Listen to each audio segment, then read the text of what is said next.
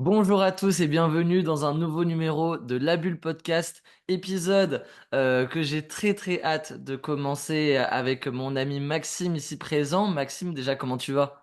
Ouais, salut, ça va bien et toi? Ça va très bien, c'est un format qu'on aime faire. Tu sais que toi et moi, on est Mm. des fervents défendeurs, un peu défenseurs de ce format top. On en avait fait pour les tops de fin d'année, c'est ce qu'on va reproduire cette année évidemment Oui. avec toi. Mais on s'était dit qu'on aimerait bien faire des tops par catégorie, soit d'acteurs, soit de type d'acteurs, soit de films. Et donc là, on a décidé de vous faire un podcast, une émission pour ceux qui la regardent sur YouTube, sur notre top 5 des meilleurs films de procès. Un top 5 des plus objectifs. Maxime a préparé son top 5, j'ai préparé le mien. On va le faire, on va remonter la place 5, 4, 3, 2, 1 dans un podcast à peu près de 30-40 minutes. On va essayer d'être dans ces eaux-là. Pourquoi on fait sur les films de procès en ce milieu de mois de novembre? Eh bien parce que le 30 octobre est sorti le dernier film de Clint Eastwood, Juré numéro 2. Un film qu'on n'attendait pas parce que ça a été assez une surprise. Il a été teasé presque un mois et demi avant sa Ouais. sortie, Maxime. Ouais, sorti un peu au dernier moment, totalement mal desservi aux États-Unis. Je sais pas Mhm. si ça a changé, mais un temps, on parlait de 50 salles dans tous les États-Unis. Donc ça fait Ouais. même pas une salle par État quand même. C'est vraiment ridicule. Mm. Warner croyait pas du tout au film, du moins sur le territoire américain. En France, on a eu un peu plus de salles, mais c'est pas non plus un événement. On n'a pas eu une promo monstrueuse, je trouve, Mhm. pour un Clint Eastwood. Après, c'est sorti en même temps que du Venom, que la Palme d'Or. Voilà. Ouais. Il y a eu une grosse période, la fin octobre, début novembre, de films. Et du coup, bah, c'était l'occasion de parler de films de procès qui sont quand même un style particulier, avec une mise en scène Ouais. spéciale où ça parle beaucoup, mais c'était dans un huis clos, tes personnages bougent pas. Donc c'est assez intéressant, je trouve, de parler de ce genre de film qui est atypique. Ouais, qui est atypique. On a essayé de dresser une liste, enfin, j'ai dressé une liste un peu des films qu'on a regardés pour finalement, en fait, être en transparence avec vous. Si jamais dans cette liste déjà, il n'y a pas le film ou votre film préféré de procès, c'est pas parce qu'on l'a pas aimé, c'est parce qu'on l'a pas vu. Donc Mm. moi, de mon côté, les films que j'ai vus pour préparer cette émission, c'est Kramer contre Kramer, 12 hommes en colère, Juré numéro 2, Anatomie d'une chute, Joker Folie à deux, là, le dernier. Moi j'ai mis Euh, les aussi, ouais. sept, les sept de Chicago, Les Chambres Rouges, Le procès Goldman, Argentina 1985 et Mon crime de Ozon. Voici ma liste, est-ce que toi tu l'as ou pas? Alors ouais, j'ai donc bah, les films de procès qu'on a vus, quoi. J'ai Philadelphia, Omar m'a tué, Des hommes d'honneur, Joker 2, La Faille, Anatomie d'une chute, Le procès Goldman. J'ai mis La défense Lincoln que j'ai retrouvé dans pas mal de tops. Je l'ai vu il y a très longtemps. Je suis pas sûr qu'il y ait beaucoup de scènes de procès dedans, mais bon, voilà, Mhm. il y a au cas où. Les choses humaines, Les sept de Chicago, Les chambres rouges.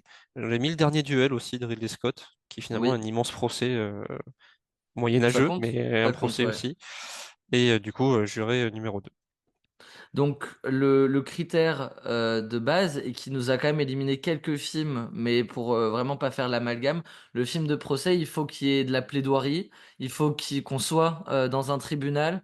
Voilà, donc tous les films qui parlent un peu de ce qu'il y a avant un procès, moi je pense typiquement à un film que d'abord j'avais mis et ensuite effectivement pour bien délimiter notre champ de vision, je l'ai enlevé parce que sinon on peut mettre beaucoup de films d'enquête qui sont juste les étapes avant les procès, mais le cas Richard Jewell de ce même Clint Eastwood, qui est sorti il y a 3-4 ans, était un film que moi je trouvais qui aurait pu être rapidement dans ce top 5. Mais pour les raisons qu'il n'y a pas de scène de plaidoirie ni de procès, qu'on est dans toute la partie avant le procès, c'est un peu plutôt un procès.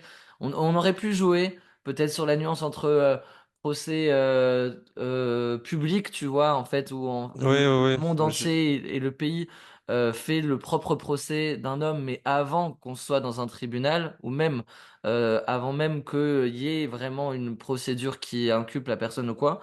Mais là, on s'est vraiment tenu à un film de procès à son sens le plus propre. Ouais, j'ai pareil, moi, de Victoria de Jocelyne Trier, qui est sur une avocate, Mm. qui il y a 3 minutes de procès sur 2 heures, mais le film ne veut pas raconter les scènes de procès. Les scènes de procès sont faites pour raconter autre chose.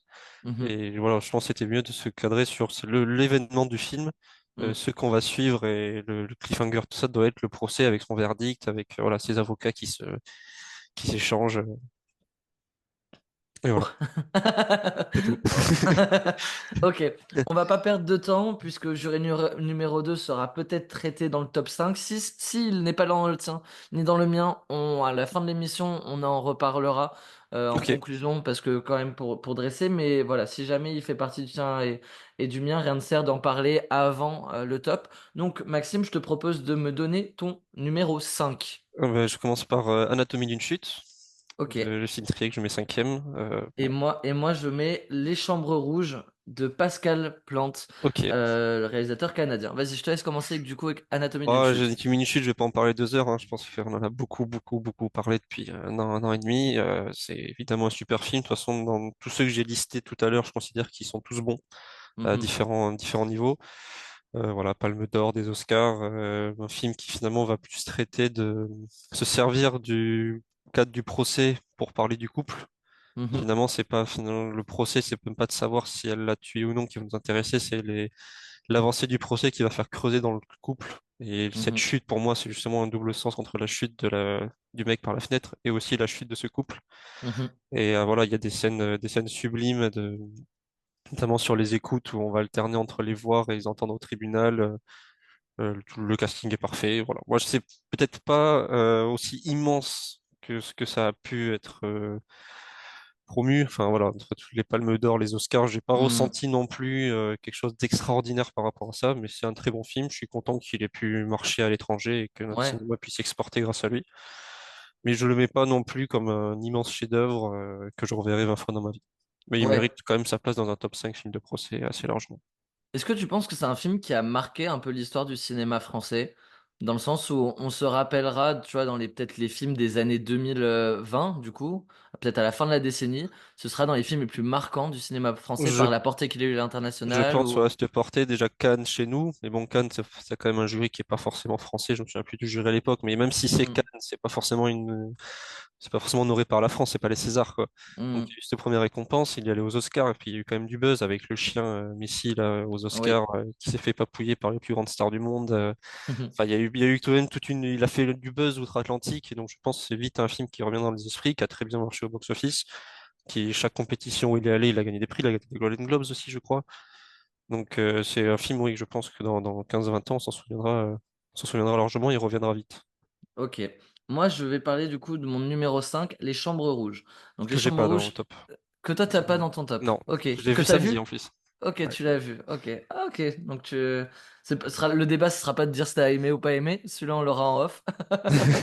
Mais moi, du coup, pourquoi j'ai bien aimé ce film et pourquoi je le mets à la cinquième place? Alors, pas plus haut, parce que moi, il y a quatre films que j'ai plus aimé, mais que je semble aussi, mais qui me semble meilleur aussi, parce on a essayé d'être le plus objectif possible.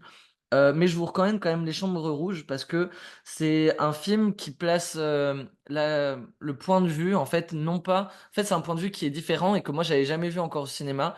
À savoir qu'on n'est pas du point de vue du juge, ni des jurés, ni des jurys, pardon, ni des accusés, ni des avocats, mais du point de vue de l'audience et des spectateurs. Et qu'en fait, comment, en fait, ces gens qui sont libres de rentrer dans des tribunaux pour assister à ces procès, en fait, leurs opinions sont influencées par En fait, ils font leur propre procès. Certains, on voit un peu le point de vue d'une fanatique, en fait. Et Ouais, ce fanatisme, je trouve, est très, très intéressant, notamment dans un procès de serial killer.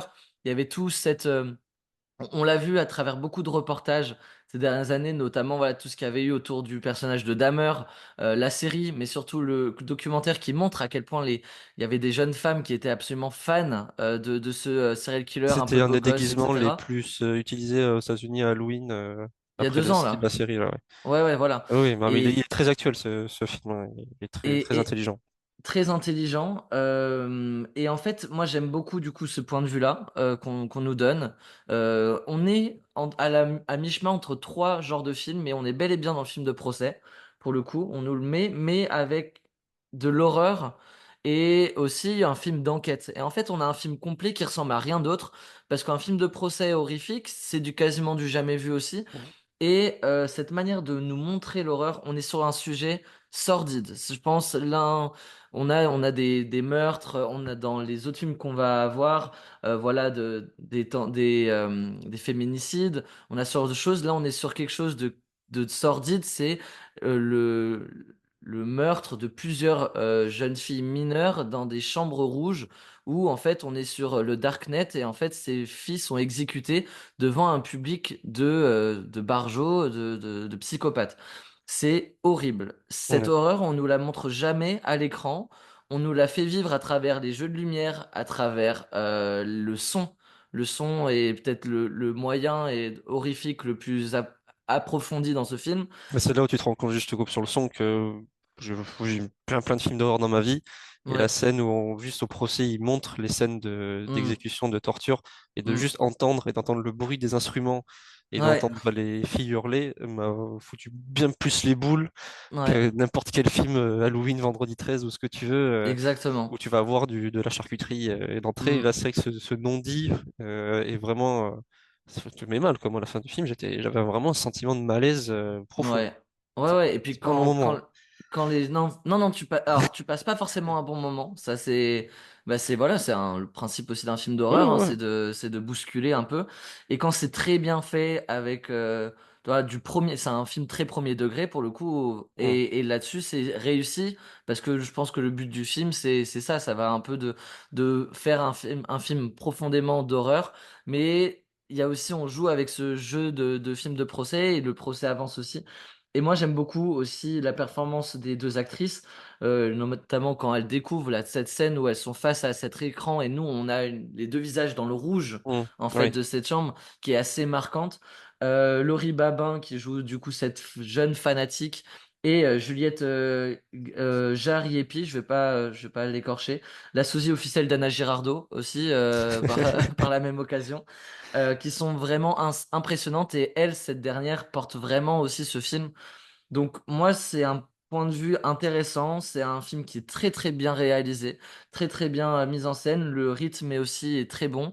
Le film est pas trop long. On passe pas 20 minutes dans des scènes d'horreur où on se dit punaise là c'est vraiment nous pousser dans nos retranchements. Je Non, non, trouve que non. le film est vraiment réussi avec un point de vue original. Il est sur Canal encore. Donc si vous voulez voir un film de procès très original et bien mené, avec un petit accent québécois sympathique, je vous conseille de voir ce Chambre Rouge. Voilà. On Yes. passe au numéro 4. J'ai mis Vas-y, les 7 de Maxime. Chicago. Ok. Les 7 de Chicago d'Aaron Sorkin. Et moi, Euh, Attends, et moi j'ai mis Juré numéro 2 du coup, de Clint Eastwood. Voilà. ok. Donc vas-y, Alors, ça va être très peu dur d'en parler. Je l'ai vu qu'à sa sortie il y a 4 ans maintenant. je t'aiderai après. J'en doute pas. Mais très très bon souvenir de ce film qui à la fois donc relate la manifestation de 68 aux États-Unis, donc un fait historique, et qui ne prend pas le parti d'être très lourd. Il y a quand même, dans mon souvenir, beaucoup d'humour dans le film, notamment avec Mhm. Sacha Baron Cohen. Ouais. On est dans le cadre d'un procès pour une histoire vraie, donc il y a quelque chose forcément d'un peu plus grand qu'une fiction pour ce genre d'événement. On s'attache un petit peu plus à la fois aux personnages, aux rebondissements, aux faits qui nous sont présentés. Mhm. Et j'ai vraiment très très bon souvenir de ce film-là, très rythmé, un casting de fou. Il y a Ouais. Joseph Gordon-Levitt, il y a l'acteur des Animaux Fantastiques, là, je sais plus son nom, donc il y a Eri, Sacha Eri, Baron Cohen, Eddie Redmayne. Yahya Ouais. Abdul-Mateen, enfin t'as vraiment du très beau monde Ouais. dans ce film-là, avec Aaron Sorkin plus connu pour ses scénarios que son film, mais là franchement Mm. il a fait un super film. D'ailleurs, il a réécrit des Hommes d'honneur. C'est le scénariste Ouais. des Hommes d'honneur, son premier film, qui est aussi un film de procès que j'ai pas dans le top, mais qui est super aussi avec Tom Cruise et avec Tom Cruise. Et vraiment voilà, ce très très bon film, t'en parleras sûrement plus et mieux que moi, Mhm. mais qui est sur Netflix et qui est à rattraper pour ceux qui l'ont raté. Ouais, j'en parlerai sûrement, hein. Voilà. Et vu que je l'ai revu pas plus tard qu'hier pour bien me le remémorer, parce que comme toi j'en avais des bons souvenirs, je t'inquiète pas. Je vais faire, je vais bien le présenter ce film. Vas-y. Côté juré numéro 2 du coup, le film qui fait l'actualité, qui d'ailleurs, pour la petite anecdote, et je crois, si je me trompe pas de film, il me semble que c'est bien pour le juré numéro 2 en France, en fait, pour juré numéro 2 la meilleure audience qu'il fait, c'est même pas aux États-Unis, c'est en France, que le film marche le mieux dans tout le monde. Et c'est vrai que moi, j'ai déjà un paquet de gens de mon entourage qui l'ont vu et Mm. qui ont bien aimé le film. Moi, juré numéro 2 je suis vraiment agréablement surpris. parce que notre vieux Clint Eastwood de plus de 90 ans et peut-être l'acteur là de cette ancienne génération qui arrive à toujours bien faire son cinéma. Je mets une petite balle perdue à notre cher et tendre Francis Ford Coppola, qui nous a pondu un affreux Mégalopolis, un Ridley Scott que j'attends avec impatience de voir Gladiator 2. Mais j'étais vraiment pas convaincu de son dernier Napoléon aussi. Voilà, Clint Eastwood arrive à nous pondre un très très bon film de procès. Pour moi, je dis que c'est très très bon parce qu'en fait, on a une inspiration des 12 hommes en colère avec ces 12 jurys qu'on va suivre, pas dans un huis clos pour le coup, Non. mais dans un film quand même, on a quand même beaucoup de scènes dans cette pièce où voilà, ils essayent de faire évoluer le débat au moment de rendre le verdict. On a ce jeu un peu de, voilà, il part d'être tout seul à s'opposer aux 11 autres jurés et l'évolution en fait du dialogue de la recherche aussi de faits et de plutôt démonter un peu tous ces faits, va mettre en fait les 11 autres jurys en questionnement. Et puis Ça, surtout le point de c'est... vue du, Ouais. c'est pourquoi il essaye de changer d'avis les jurys. C'est surtout Voilà, ça c'est qui est ça. pertinent en plus. Mais ça, c'est le synopsis à la fois des 12 hommes en colère et de juré numéro 2. Juré numéro 2, lui, va apporter une idée, en tout cas originale, de ce juré qui est seul contre tous. Pourquoi il va être seul contre tous? Parce qu'en fait, c'est lui qui a commis ce meurtre. Vous verrez, pour ceux qui l'ont pas vu, comment. Je suis pas sûr de spoil parce que vu que le film est sorti il y a pas assez longtemps, je vais pas rentrer dans le spoil, mais ça, c'est le synopsis de départ. Oui, oui, c'est le speech, quoi. Quelqu'un qui est juré, C'est qui le se rend pitch. compte que ben, l'accusé, enfin, Mm, le meurtre dont il est question, c'est lui qui l'a fait et c'est pas celui qui est à la barre. Et du coup, tout ce exactement. jeu de est-ce que je le fais plonger et je m'en Mm, sors, ou est-ce que je le libère, mais voilà, il y a une question de conscience. On ne suit pas un meurtrier, on suit un bon gars qui a fait, exactement. c'est un meurtre accidentel, donc voilà, il y a un côté, Mm. c'est moral. Et tout le film est une question de morale, en fait. Tout le film est une question de morale et où est-ce qu'on place la justice en fait, à quel point on le place de la justice est impartiale et la justice ne doit pas prendre parti. Nous, Clint Eastwood joue avec nous, les spectateurs de son film, sur est-ce que nous on est plus dans le sens où il est coupable, il doit être condamné, ou c'est tellement un mec bien et celui qui est accusé à tort, du coup est tellement une crapule, un ancien membre de gang qui pouvait se Violent, montrer violent.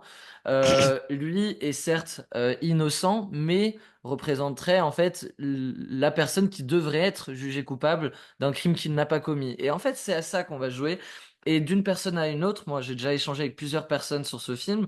Bah, en fait, on n'a pas la même vision de la justice. Et c'est tout ça, en fait, qui est rondement mené. Et c'est ce jeu-là qu'on peut se faire, nous, en regardant le film, avec la personne qui nous accompagne ou derrière les débats qu'on pourra avoir. Mais aussi, en fait, il ne perd jamais la maîtrise de son scénario. C'est ça que je trouve vraiment brillant. Il y a une facilité scénaristique, mais qui en fait, si jamais elle n'y est pas, achèverait le film en 40 minutes. Donc c'est histoire de pousser un peu plus et d'approfondir un peu plus les personnages et leur manière de penser. Mais hormis cette petite facilité scénaristique, je trouve qu'on a un film presque parfait si on prend le point de vue, l'angle qui est l'idée qui a été apportée à un scénario qu'on avait déjà vu il y a plus de 60 ans. Le montage, moi je me suis pas emmerdé une seule fois devant le film. Il y a un truc de ok, ça avance, on sort quand on est depuis trop longtemps dans cette salle, on en sort, on voit le point de vue du couple, du coup du personnage principal Nicolas Hoult. On voit aussi celui de Toni Collette qui elle en fait est quelqu'un et ce procès est primordial pour sa carrière aussi, donc ses enjeux à elle. Ben, Et la en morale, fait, elle aussi, voilà. Elle oui, aussi va avoir le même dilemme moral plus tard. Enfin, on en et, revient là.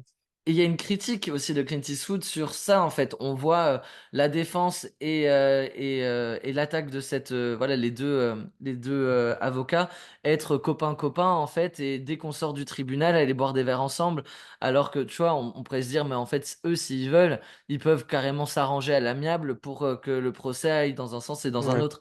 Et bref, et moi, je le trouve, voilà, sans en parler 105 ans, parce qu'on a beaucoup de films à traiter. Mais du côté du jury, moi je trouve que c'est un très très bon film en 2024 que nous a pondu Clint Eastwood. Et J'ai pas eu le temps de me hyper immensément sur le film, vu qu'on l'a vu qu'il allait sortir quasiment un mois et demi avant, même si on en entendait parler qu'il prépare un nouveau film, il y avait des photos qui étaient sorties, mais on savait même pas de quoi ça allait s'agir. Ouais, on n'avait rien, On a eu pas le de bande-annonce, pas, synopsis. pas Non, d'affiche, rien du rien. tout. Ouais. Rien. On a eu la bande-annonce, on a Et eu le Warner n'y a pas cru, hein. synopsis. Non, on a eu le synopsis il y a un mois et demi. On en avait fait une vidéo sur la bulle. On a eu l'affiche il y a 2 semaines avec la bande-annonce. Et là, on a une très très bonne surprise pour moi de cette année 2024. Donc voilà. Quatrième, jury numéro 2. On passe au numéro 3. Ouais, j'ai mis le procès Goldman de Cédric Kahn.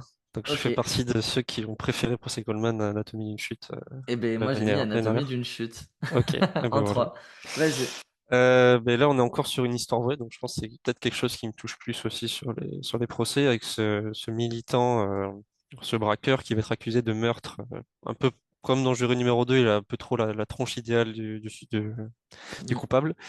Et je pense, ouais, ce qui m'a vraiment plu, donc on suit Pierre Goldman hein, dans cette histoire, c'est le charisme de l'acteur Harry Walter, Walter, qui d'ailleurs a été justement récompensé à Cannes, Cannes ou au César? Non, au Non, César. César, Au César. César de meilleur acteur, largement mérité, et qui porte vraiment le film sur lui, sur son charisme, ses déclarations. Et en fait, j'ai beaucoup aimé cette ambivalence de personnage qui déjà est très très intelligent. Donc il y a un côté attractif de par son intelligence, sa présence. Des fois, il est vraiment insupportable par ses idées assez extrêmes Arrêtez aussi. et arrêtées et son envie de les imposer, quand il n'est pas capable de se la Mm. fermer, il n'est pas capable d'écouter son avocat. Et voilà. Mm. Et en même temps, quelqu'un de touchant qu'on sent quand même innocent par les faits qui sont reprochés. Il est coupable de plein de choses, mais pas du meurtre en question. Euh, et voilà, tout ce débat qu'il va avoir entre lui et son avocat, entre lui forcément à la cour où il va se permettre d'interrompre comment on appelle ça, des témoins, alors Mm. qu'il faut surtout pas parler à ce moment-là, mais lui, il peut pas s'en empêcher. Mm. Et voilà, je trouve ce procès-là était hyper intéressant à suivre. J'ai vraiment pas vu passer les Ouais. 1h50 de ce film-là. Vraiment, je crois que j'ai fait une pause toilette à 1h10. Je me suis dit, quoi, mais ça fait Mm. 1h10, je pensais que ça faisait 20 minutes, quoi. Enfin, Mm. je trouve passionnant. Et pareil, ça, il y a ce regard sur la justice où il a tellement, on va aller le creuser chez lui, tout ce qu'il a pu faire, même dans des pays étrangers, alors qu'au final, ça n'a rien à voir avec le meurtre dont il est question ce jour J, mais on va essayer d'aller chercher ailleurs parce qu'il a trop ce côté coupable idéal et parce que la police n'a pas non plus trouvé qui d'autre aurait pu faire ça. Mhm. Et voilà, je trouve vraiment en termes de rythme de procès, et d'arriver dans la réalisation à nous faire ça aussi rythmé. Alors pour le coup, il y a très très très très peu de scènes en dehors du tribunal. Je Mhm. pense qu'on est sur là où on a Anatomie d'une chute, on voit quand même beaucoup de scènes en Oui, dehors. Le oui, set de oui. Chicago, on voit les émeutes dehors, on voit certains événements. C'est le Jury film, numéro 2, il y en a beaucoup. c'est le film Lui, dont on nous en sert le plus, ouais. je pense, ouais, le ratio doit être à 95% dans cette salle Mhm. de procès. Et ça, là où ça pourrait être plan-plan, un peu toujours les mêmes cadres, toujours les mêmes choses, ça arrive à être hyper dynamique. Et j'ai vraiment adoré ce film. C'est une révélation, que ce soit du réal ou de l'acteur principal que je ne connaissais pas. Mhm. Et ouais, super film à rattraper, qui a fait un peu moins de bruit qu'Anatomie d'une chute parce que c'est pas de bol de sortir 2 mois après, Ouais. mais qui est tout autant à voir d'après moi. Ouais, et puis il a été bien nominé au César. Enfin, il n'a pas été boudé en tout cas par l'Académie des Césars. Je crois qu'il avait 7 nominations la même année que Le règne animal et que Ouais, il y Anatomie avait du d'une monde. chute. Il y Mais avait là, du monde. j'ai l'affiche Allociné sous les yeux, 4,4 presse, 3,9 spectateurs. Donc on est quand même Hmm. sur quelque chose qui a plu, Ouais, ouais. qui a C'est un bon plu. film de procès, ouais, donc clairement, à voir complètement. Anatomie d'une chute, tu en as parlé, je vais pas du coup de redresser le portrait de ce film. Plutôt qu'est-ce que j'ai aimé? Moi j'ai aimé de voir en fait ce film côté accusé, cette histoire avec Sandra Hüller du coup au centre du film, même si aussi le jeune Milo Machado a aussi beaucoup de place et va être un élément central. Voilà, c'est un scénario qui est très très bien écrit, rythmé. C'est la force principale de ce film aussi, hein. Pour ça qu'il a été récompensé à tour de bras. C'est un film, moi je pense, ouais, générationnel. Euh, c'est un film qui a largement sa place, moi, pour moi, dans un top 3 des meilleurs films de ce genre-là, de films de procès. Parce que c'est le genre de film, et il n'y en a pas non plus 15 000, mais où pendant 10 ans, je pense encore, on se dira et on se posera la question de, putain, t'as pas vu Anatomie d'une chute. La personne qui n'aura pas vu Anatomie d'une chute, Ouais. ce sera parmi ces films comme Les Dents de la Mer, comme voilà les plus grands classiques du cinéma. Pourquoi je pense qu'aux Dents de la Mer? Je vois pas le rapport, alors vraiment Ah pas, non, mais non, mais tu vois, c'est le genre de film de t'as pas oui, vu Les Dents de la Mer? Ouais, c'est un classique. oui, Et t'as oui, je pas suis vu ce d'accord. film-là? T'as pas vu Inception? T'as pas vu Interstellar? Oh, eh ben, Anatomie d'une chute, on aura ce discours-là de quoi? T'as pas vu Anatomie d'une chute? Mais tu peux pas passer à côté de ce film. Trop mémorable. Pour moi, il y a que ça soit la musique de PIMP, où je pense que tu la mets là dans un dans un pas comment tu t'appelles ça, punaise, un blind test cinéma. Pardon, tu le mets dans un Ouais, blind test cinéma, tu mets les premières notes de PIMP, tu sais directement à quel film ça fait référence. Le chien de au-delà la performance et le casting que moi je trouve exceptionnel en tout point de vue, les deux avocats, Swan Arlo et Antoine ouais, Reinhardt, ouais, voilà, il n'y a rien à dire Justine, sur le casting, hein. Y a rien à tout le dire. monde joue incroyablement bien. Mais t'as aussi ce chien qui fait la diff aussi dans le film. On en a fait des caisses, moi je trouve, après, sur la promotion américaine du film, où c'est limite, il a volé la vedette à tout l'ensemble du casting. Mais Presque, ouais. dans le film, c'est vrai que le chien est un élément tellement important et qui humanise aussi tout ça, en fait, qui apporte un côté humain. La scène où rien que le chien joue en fait aussi la mort. Il a Ouais, été dressé pour savoir jouer ça. Enfin, c'est assez impressionnant aussi de ce point de vue-là. La scène de la dispute est l'une des mises en scène de procès qui me marquera. Et quand ouais. je pense film de procès, cette scène où d'abord on a juste l'audio, puis ensuite on a la reconstitution de cette embrouille, puis on retourne sur comment il est perçu dans le tribunal. Je trouve cette scène vraiment mémorable et elle arrive dans le dernier quart du film. Et C'est ça pour le moi, grand c'est une réalisateur, c'est que marquante. dans le Ouais. scénario là, ça aurait pu être une seule scène dans une fois, plan Mm, classique. Et les grands réals et aussi le montage arrivent à te faire mettre la scène d'une façon qui la rend mm, 1000 fois plus marquante. Cette ouais. même scène réalisée par n'importe qui, elle n'aurait pas du tout eu d'impact, on l'aurait jamais, Mm, ça serait pas souvenu. Et c'est là mm. où le film, où Justine Trier montre son talent. Voilà. Et la scène d'introduction aussi, que moi je trouve aussi dans les manières d'introduire un film, celle-ci me marquera le PMP qui est assourdissant quand on l'a au cinéma. Franchement, en plus ça dure, hein. C'est 8 minutes, 9 minutes où l'interview, on est exactement dans la peau des deux actrices.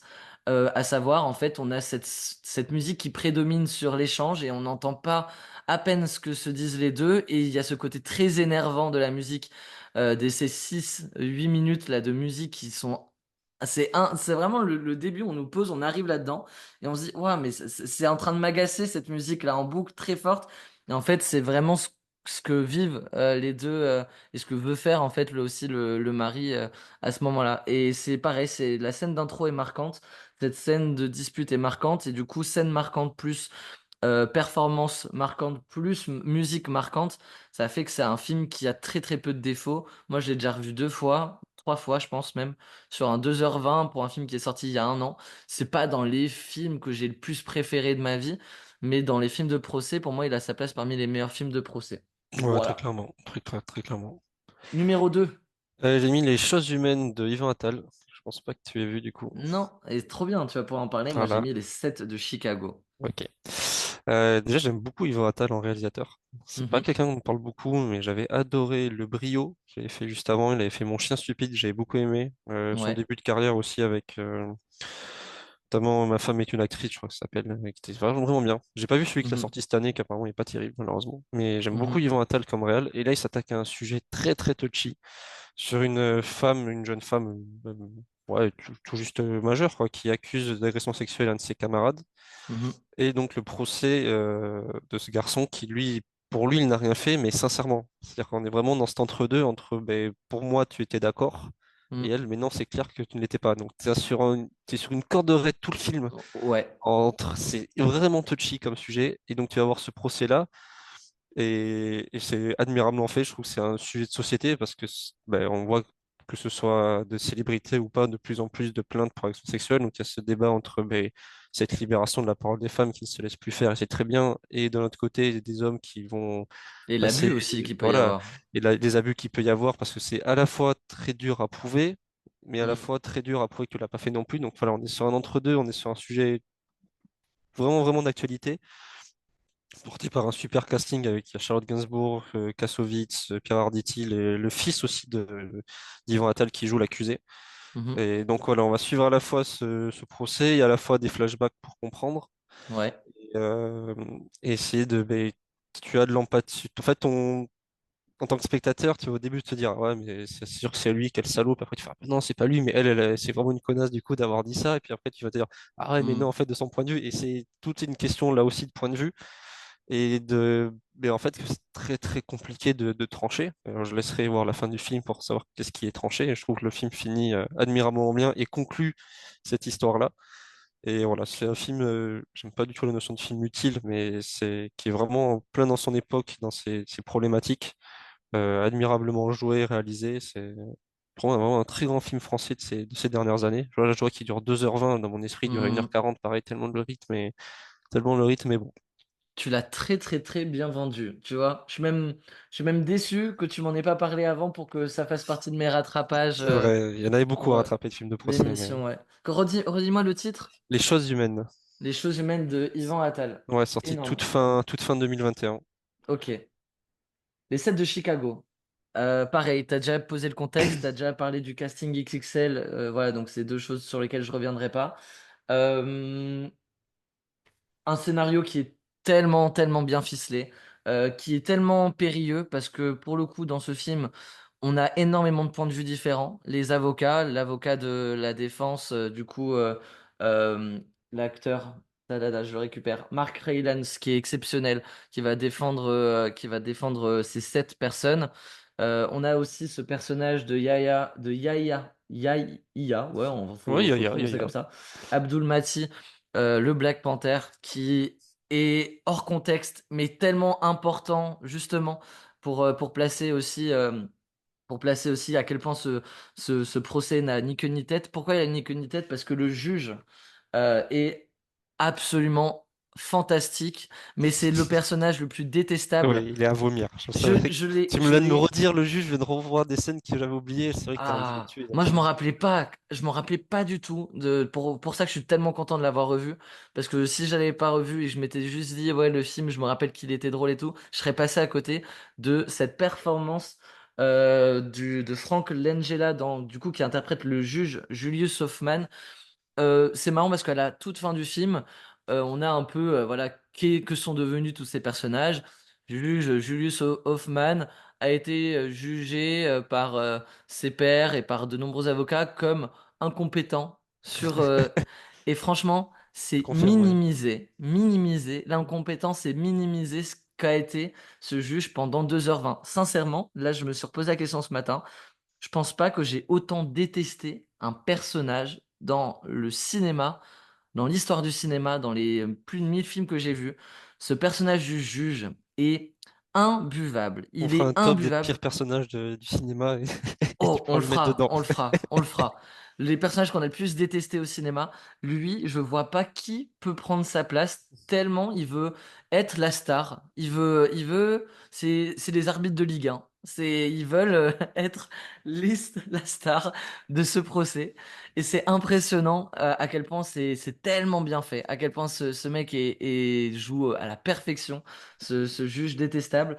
Et du coup, on a de très grandes plaidoiries des deux côtés. Je trouve les deux avocats qui jouent très bien. Je trouve la manière dont sont construits et sont écrits ces plaidoiries ma- très très bien amenées, avec ce juge qui va leur mettre sans cesse des bâtons hein, dans les roues, notamment sur la séquence avec Michael Keaton qui est aberrante et qui est absolument fantastique du coup par conséquence.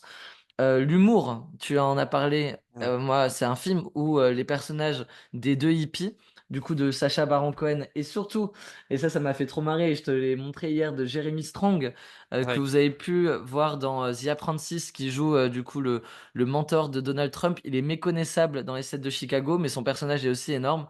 Et du coup, c'est deux personnes qui, quand ils voient un peu le juge et comment le juge va prendre et va diriger de manière totalement absurde ce procès, vont en fait rentrer dans ce jeu de provocation à chaque intervention. Et du coup, en Ouais. fait, on Comment il a s'habille, je me semble, j'ai des oui, souvenirs, qui ils s'habille viennent en n'importe. robe d'avocat, Voilà, c'est euh, ça.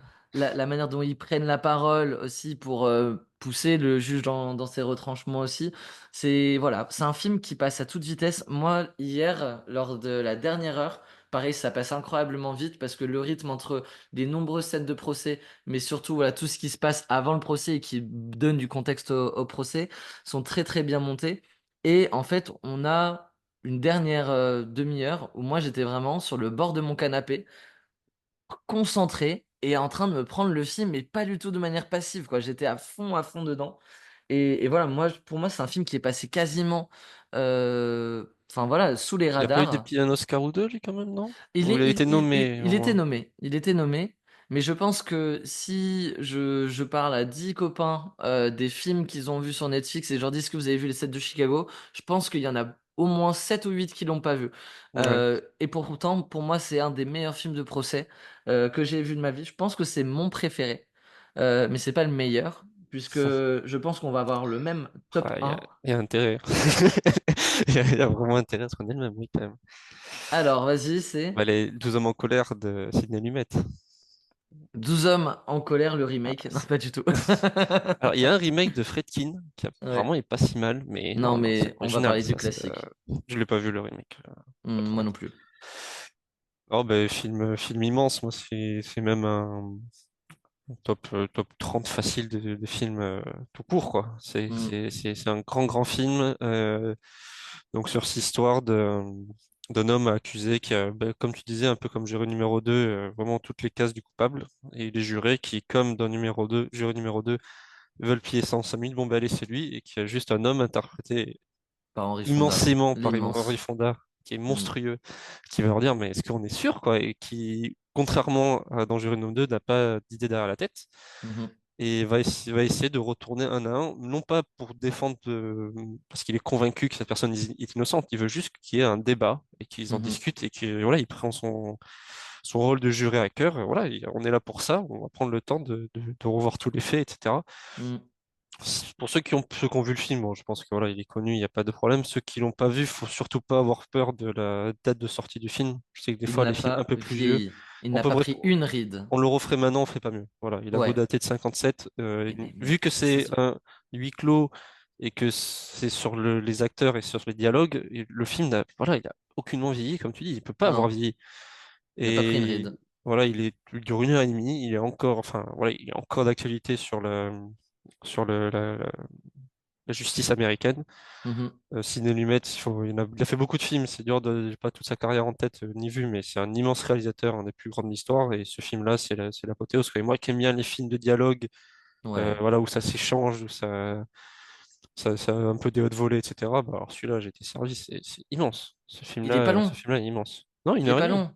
Une heure et demie, 1h35 en noir et blanc, mais en fait on en oublie le noir et blanc au bout Oh, de oui. 5 minutes parce que c'est tout sauf un effet de mise en scène. Bon, je pense qu'à l'époque on était encore sur du cinéma noir et blanc, voire Mm. 1957, je pense que t'as même un peu de couleur à mon avis, Ça a dû entre les arriver, temps. mais voilà, Mais c'est pas en tout quelque chose de cas, démocratisé totalement. mais tout ce qui aurait vieilli d'un cinéma des années 50, à savoir la prise son, les effets spéciaux, il n'en est pas question Non, dans ce film.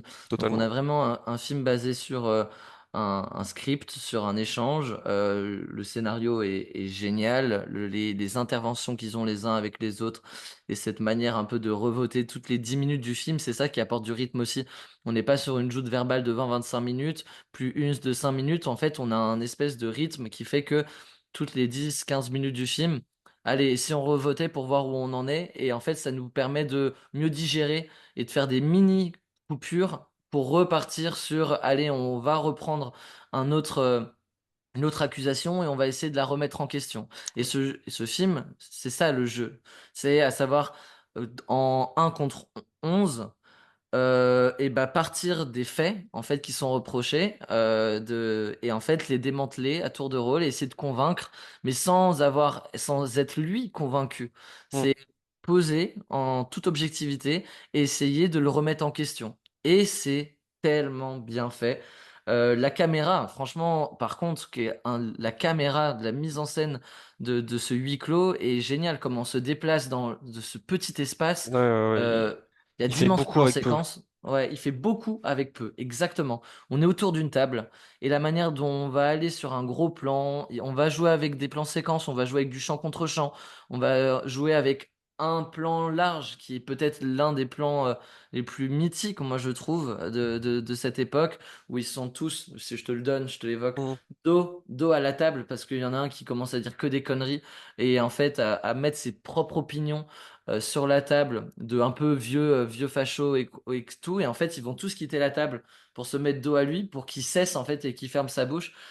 Et en fait, ça donne un plan incroyable, je trouve. Ouais, ouais, ouais. Et voilà, le montage est exceptionnel, l'écriture, le rythme, le jeu d'acteur. C'est un film sans défaut, c'est un film Non. qu'il faut absolument voir.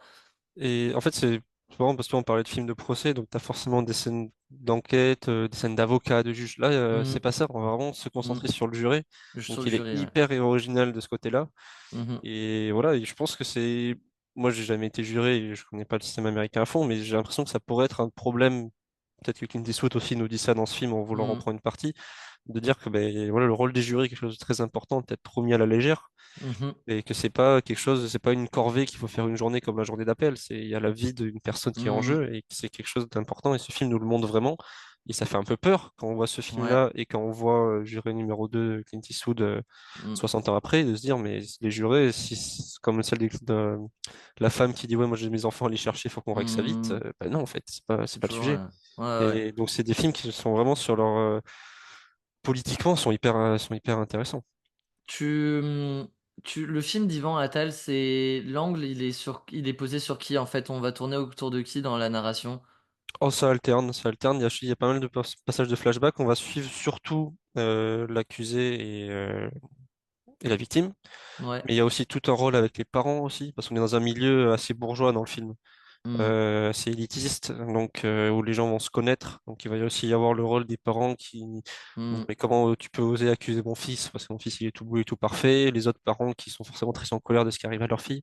Donc il y a Ouais. vraiment une répartition des rôles sur ce rôle-là. Il y a un peu plus de temps forcément sur accusé et victime. Mhm, Mais il y a pas un point de vue ouais. au sensu voilà, sur une personne ou sur un cadre. Et il n'y a pas tout ce cadre de juré, par exemple. C'est vraiment, quand on est sur le procès, c'est vraiment les joutes verbales entre avocats et entre les Mhm, différentes preuves et les différents éléments qui sont mis. Et ce côté ouais. que le personnage va être mis à nu, parce que voilà, comme tout accusé, on va dépouiller ta vie. Donc la moindre Mhm, chose que tu mhm. vas faire, t'as fumé en jouant en troisième, t'as violé à 18 ans, mais on va faire une connexion, tu vois ce que je veux Ouais, dire? ouais. C'est tous ces côtés-là qui vont être abordés et surtout Mhm, cette idée que des fois on peut pas trancher sur des cas comme ça. C'est mhm, pas juste un oui ou non. C'est pas un vol ou un meurtre où c'est t'as tué, t'as pas tué. mhm. C'est vraiment comment les choses sont dites et interprétées et comment la justice aujourd'hui n'a pas les outils pour répondre à ce cadre-là, pour à la fois ne pas laisser des victimes sur le carreau et à la fois ne pas enfermer des hommes qui à minima, de penser pas mal. Alors, évidemment, il y a des agresseurs sexuels qui méritent des peines sûrement beaucoup plus lourdes que ce qu'on met actuellement, hein, je sais pas ce que je dis, mais sur une espèce de frontière, de ligne fine qui est très compliquée. Mhm. Et aujourd'hui, on n'a pas les armes au niveau justice en France pour trancher catégoriquement là-dessus. Je pense que c'est ce que ce Ouais. film essaye de montrer. On a évoqué du coup pas mal de films.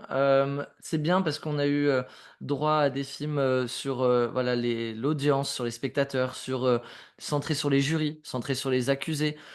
Pour ce qui est du point de vue d'un juge, je vous renvoie peut-être à une série Your Honor alors je sais pas où vous pouvez être Je Canal, pense je qu'elle est crois que sur, c'est je crois qu'elle est Canal. sur Max maintenant.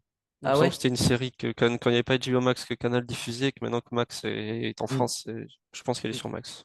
une très bonne série avec Bryan Bryan Cranston. Cranston. C'est Ouais. ça, ouais. Voilà, qui mérite d'être vu aussi sur ça, aussi sur l'impartialité ou non d'un juge. Et ensuite, c'est vrai que, voilà, c'est ce que je voulais dire. Il nous manque, en tout cas dans ce top 5 je trouve, un film où on va être centré sur les avocats, mais les avocats sont omniprésents dans tous ces films. Mais il n'y a pas un très très grand film, visiblement, centré sur le métier d'avocat et peut-être un peu comment un avocat, voilà, face au souci hein, qu'on se pose à chaque fois avec, mais comment tu pourrais défendre un terroriste, par exemple, pour ses Ouais. droits, etc. Et Il y a le dernier, je sais pas si tu vas l'amener, je vais peut-être te couper la chic, mais récemment, et il est bien noté sur Allociné, il y a le fil avec Daniel Auteuil qui questionne ça, le synopsis depuis qu'il a fait innocenter un meurtrier récidiviste, Maître Jean Monnier ne prend plus de dossier criminel. La rencontre avec Nicolas Milik, père de famille accusé du meurtre de sa femme, le touche et fait vaciller ses il certitudes, paraît qu'il est bien. convaincu de l'innocent. Il paraît qu'il est bien, Ouais, et ouais, j'ai c'est entendu un bien. film centré sur l'avocat, Mais il y a interprété pas par... mal de films sur le métier d'avocat. Je parlais Oui, de Victoria tout à l'heure, mais j'ai l'impression que ça va pas forcément jusqu'au procès. oui, Ça va plus être sur ce que tu veux raconter. Alors des fois c'est des avocats plus véreux ou des choses comme ça, mais c'est pas la même chose avec la défense Lincoln. J'ai l'impression que ça va plus être sur la vie de l'avocat à côté et on a Better Call Saul partiellement. après. Oui, voilà, bon. Mais même chose. Est-ce que Better Call Mm, Saul c'est une série de procès? Je pourrais pas dire ça. mm, Je me souviens du film Le Juge aussi avec où Robert Downey Jr. joue un avocat. Il y a mm, L'Associé du Diable avec Al Pacino. Enfin, il y a plein de films où tu as des avocats, mm. mais généralement ces films-là ne racontent sont pas des films de procès à proprement Ouais. parler pour moi. Ça va plus être sur des à côté. Et il faudrait, mais après oui, une histoire où on suivrait un avocat. Du coup, le film aurait son point de vue, parce que si tu Mm, suis l'avocat de A à Z, t'as le film Désigné coupable aussi avec Tahar Rahim, où tu vas mm. avoir un peu le parcours des deux avocats. Comment il s'appelle? J'ai plus les noms, mais Tu parles de désigné coupable? C'est oui, lequel celui-là déjà? Ah, le de Nicolas. Mauricien, ouais, c'est pour ça que je l'avais pas. Oui, Ouais, avec, avec comment Benedict elle s'appelle? Cumberbatch qui est l'avocat Oui, de États-Unis et j'ai un gros trou de mémoire sur la fille Jodie de Foster. Judy Foster. Voilà. Et Mm. Judy Foster, mais on n'est pas C'est sur un film centré de sur l'accusé. procès. Voilà, Non, c'est c'est ça. centré sur l'accusé. Tu vas voir le travail des avocats, et justement leurs rôles sont hyper importants. Surtout Benedict Cumberbatch, je trouve qu'il y a un retournement de situation qui est magnifique dans ce Mhm. film-là. Mais ouais, je pense que c'est dur d'avoir vraiment le procès uniquement et uniquement du point de vue d'un avocat, peut-être. Mm. Merci pour cette belle émission, Ben, avec plaisir. Maxime. Ce podcast est du coup au moment où on vous parle disponible sur YouTube et sur les plateformes de streaming audio. Suivez-nous également sur Instagram, sur TikTok pour du contenu sur le cinéma. Voilà, on fait des reels, on fait énormément d'anecdotes. Voilà, du contenu additionnel à ces formats plus longs. Merci à vous tous de nous soutenir. On a des podcasts qui ont dépassé plus de 4000 vues sur YouTube. D'autres en font un peu moins. L'idée, c'est quand même vous proposer des podcasts où on part d'une petite actualité, mais le sujet principal est ailleurs. Et en fait, vous pouvez les écouter 3 mois, 6 mois, 1 an, 2 ans après. Un grand merci à vous tous pour votre fidélité. Un grand merci à toi, Maxime, et on se retrouve bientôt. Ciao. À bientôt.